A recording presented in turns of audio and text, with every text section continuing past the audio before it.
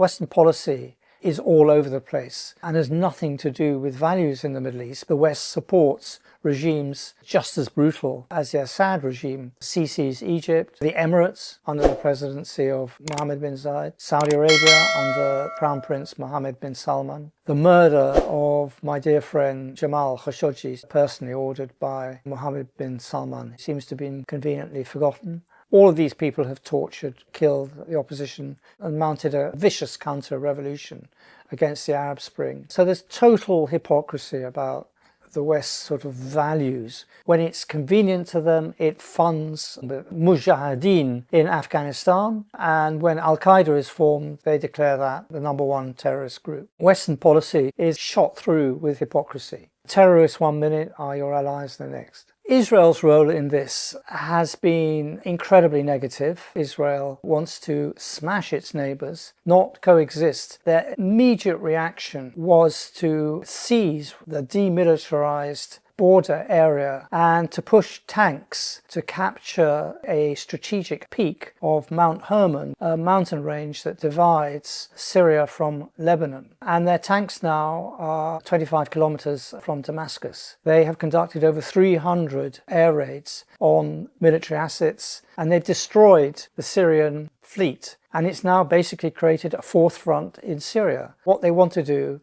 if they can't have pliant dictators, is to weaken the country so much that it won't raise its head again. Israel is behaving exactly the same way to Syria as it did to the West Bank and as it has done to Gaza. It basically smashes its neighbours up. I was at the Doha Forum when all of this was happening, and you could physically tell from the body language of the foreign ministers present how the tectonic plates of the region were shifting almost as we were speaking. And the speed of the rebel advance was written all over the faces of the foreign ministers. There was Lavrov, the Russian foreign minister. He was floored by the collapse of Assad and didn't want to talk about it. There was the Iranian delegation who, ashen face, hurried around the corridors without speaking to anyone. And then, of course, there were the Turks, full of confidence, smiles, greeting everyone, and organizing the communications with the new rebel leaders of Syria. Turkey had gone from being a distressed observer of the Middle East to a major player. It is to be noted how well equipped and trained the rebel force was, and I think Turkey played no small part in that. But Turkey tried very, very hard to get Assad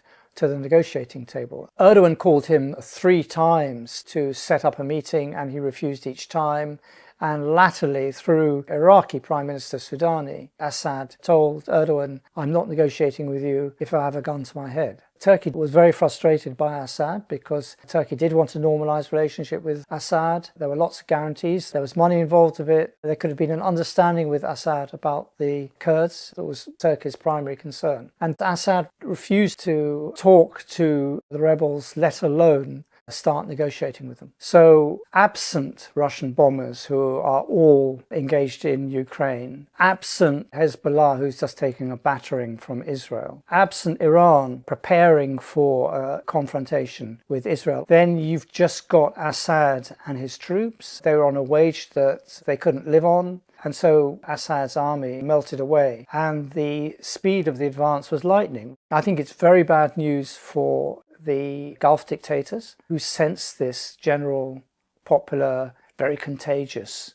feeling of revolt. All of them, by the way, brought Assad back into the Arab League, and particularly Mohammed bin Zayed, the president of the United Arab Emirates, was promising Assad lots of money and support if he kicked out the Iranian militias. So not only did Iran not turn up or Russia turn up, but possibly for good reason, they said, why should we fight to save your skin when you were in the process of making a dirty deal with the Emiratis? If there's any parallel with history about what's actually happened in Syria, I go back to 2011 and the Arab Spring. The conditions have always been there. The embers of a revolt have always glowed in the Arab street, and the dictators and the reasons and the oppression is still there, probably more so now than it was under Ben Ali's time or under Mubarak's time. Now, one argument is that where the Muslim Brotherhood went wrong in Egypt and Tunisia was because it was non-violent. because they were Democrats who were interested in having constitutional assemblies and then free elections, all of which sabotaged by the generals who were still in place, who simply kicked this construction down with their hobnail boots. All the leadership in Tunisia is now back in a jail. Now, what can be said in HTS's favour is it is an armed rebellion and they have got rid of the army. So in theory, they've got the power to rebuild a state from the bottom up without feeling that a deep state is there to sabotage it. Well, al-Jilani himself is quite an interesting provenance. His defining moment was 9/11. He was inspired by the attack on the Twin Towers. That is when he began circulating in al-Qaeda circles in Iraq. He managed to distinguish himself because of his Syrian heritage in the eyes of Abu Bakr, who was then the leader of the Islamic State, at a moment when the Islamic State wanted to expand from the Iraqi desert into the Syrian one. And Jilani was the man to do that. He started a group called Nusra, which was linked to al-Qaeda. He broke with al-Qaeda and ISIS. And then when Nusra was dissolved, he and his group formed the HTS, which is a Syrian nationalist force. He has, at least on paper, abandoned transnational jihad. There is a question mark over how tolerant the HTS is. It's the most disciplined of Syrian rebel groups, but it did put down an insurrection in Idlib in September last year, and there were reports of people being tortured and killed in jail. So the HTS are certainly not pussycats. There also are reports about intimidation of journalists. Will HTS do the same as the lead group of a national government? The jury is out on that question.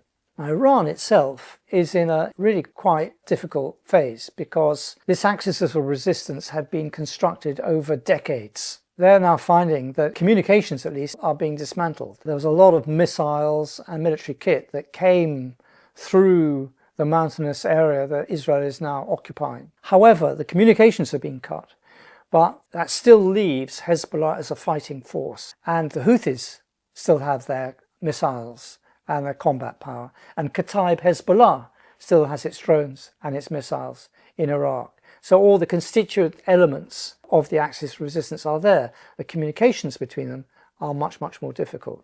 And if that situation isn't complicated enough, Netanyahu has just gone on trial on corruption charges. Plus, the army is now getting war weariness and is saying that they want a ceasefire in Gaza as well. So you've got 3, 4, 5 different crises, none of them being solved, all happening simultaneously, weakening Iran's position, but not totally, and Israel suffering fatigue from a 14th-month war in which they just keep on opening up new fronts.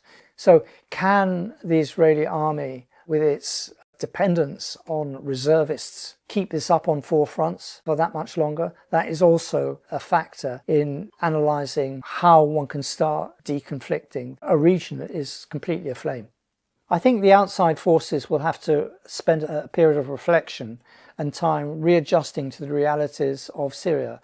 I think Syria will face real difficulties forming a national government that is independent of its backers. I think the region has been so battered by the events of the last 14 months. Israel has now opened 4 active fronts in their war to establish a greater Israel and to crush the Palestinian cause once and for all. We have to wait and see how these various concurrent crises play out before deciding whether or not Netanyahu will have his way in reordering the region. The West should beware of making the same mistake again and again, which is to impose its simplistic view on an extremely nuanced, educated and battered Middle East.